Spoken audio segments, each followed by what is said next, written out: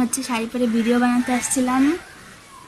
তো এদের বাড়ি ভিডিও বানাতে আসছি, এদের বাড়ি কাঠবাদাম দেখে কাঠবাদাম কাটতে বসে পড়েছি। গুল্লাই যাক ভিডিও বানানো, আগে খাওয়া তারপরে হচ্ছে কি করা। এই যে হচ্ছে কাঠবাদাম, আর এটা আমি না কাটতে পারি না, তারপরেও এর কাছ থেকে আমি একটু শিখেছি, আমার যে মাসির কাছ থেকে। তো আমি আমাদের ওখানে পাওয়া যায় না, জীবন শেষ করে দিয়েছি।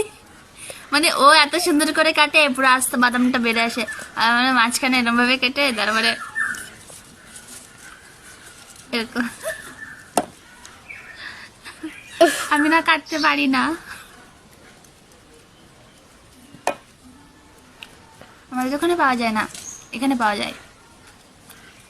তো কেউ যদি খাতে চান তো চলে আসেন।